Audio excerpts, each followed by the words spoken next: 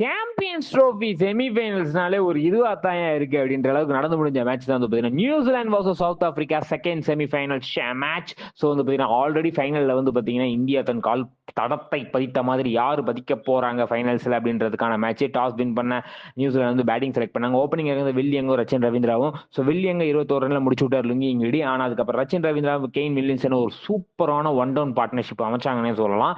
அந்த பக்கம் ரெண்டு பேருமே செஞ்சுரி அடிக்கிறோம் பாருங்க அப்படின்ற அளவுக்கு சொன்னா சூப்பரா ஆடினாங்க. ரச்சின் ரவீந்திரா 101 பால் 108 ரன், இந்த பக்கம் 94 பாலுக்கு 102 ரன் கெயின் வில்லியன்சன். அவ்வளவுதான் நியூசிலாந்து அப்படியே நங்கூரத்தை பறிச்சு விட்டாங்கன்னு சொல்லலாம். அதுக்கப்புறம் வந்து டேரல் மிச்சல் சும்மா இருந்தா அவர் பங்கு 37 பாலுக்கு 49 ரன் அடிக்க வந்து அதுக்கப்புறம் பிலிப்ஸ் அவரை சொல்ல வேண்டுமா, 27 பாலுக்கு 49 ரன் அடிக்க ஒரு ரன் நாட் அவுட் பேட்ஸ்மேன் கடைசி வரைக்கும் இருந்தார். 50 போட்டுக்கலாம், சரி விடுங்க பார்த்துப்போம் அப்படின்ற அளவுக்கு வந்து நியூசிலாந்து வந்து 50 ஓவருக்கு 362 ரன் 6 விக்கெட் இழப்புக்கு.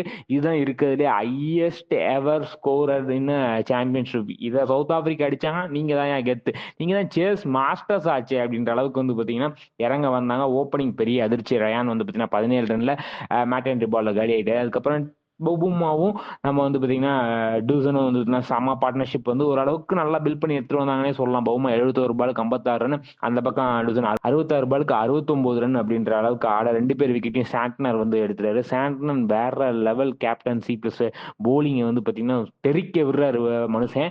அதுக்கப்புறம் வந்து பாத்தீங்கன்னா மக்ரம் நல்லா ஜொலிப்பார்னு எதிர்பார்த்துட்டு இருக்கிறதுக்குள்ளேயே கால்சன் வந்து 3 ரன்ல அவுட். ஏப்பா கால்சன், நீ என்ன எஸ்ஆர்ஹெச்ல ஆடுற மாதிரி கொஞ்சம் கூட ஆட மாட்டேங்கிறியே அப்படின்ற அளவுக்கு வந்து பாத்தீங்கன்னா சவுத் ஆப்பிரிக்கா ஃபேன்ஸ் கொந்தளிச்சிட்டு இருக்க நேரத்துல வந்து பாத்தீங்கன்னா டேவிட் மில்லர் பிரிச்சு எடுத்துட்டாருன்னே சொல்லலாம். 67 பாலுக்கு வந்து பாத்தீங்கன்னா 100 ரன். மனுஷன் வந்து ஹோப்பே இல்லாத சவுத் ஆப்பிரிக்காவுக்கு ஹோப்பை கொடுத்து வேற லெவல்ல கொண்டு வந்தாரு. ஆனா அவருக்கு சப்போர்ட் பண்ண விதமா ஒரு பேட்ஸ்மேன் கூட இல்லை. அக்ரம் 31 ரன்ல காலியாக. அதுக்கப்புறம் வந்து எல்லாருமே சிங்கிள் டிஜிட் ரபாடாவை தவிர்த்து. ஸோ வந்து யாராச்சும் ஒருத்தர் வந்து அவருக்கு நல்ல ஒரு கம்பெனி கொடுத்துருந்தாங்கன்னா கண்டிப்பா வந்து பாத்தீங்கன்னா சவுத் ஆப்பிரிக்கா ஜெயிச்சிருக்கும். அப்போ சவுத் ஆப்பிரிக்கா தொத்துருச்சா அப்படின்னு கேட்டீங்கன்னா ஆமாங்க.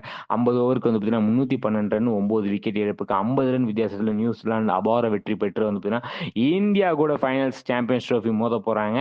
பொறுத்திருந்து பார்ப்போம் அந்த சாம்பியன்ஸ் ட்ரோஃபியில யாரு ஜெயிக்கிறா அப்படின்னு சொல்லிக்கிட்டு இந்த வீடியோ பிடிச்சா லைக் பண்ணுங்க, ஷேர் பண்ணுங்க, கமெண்ட் பண்ணுங்க, மறக்காம தினமலர் சப்ஸ்கிரைப் பண்ணுங்க. நன்றி, வணக்கம்.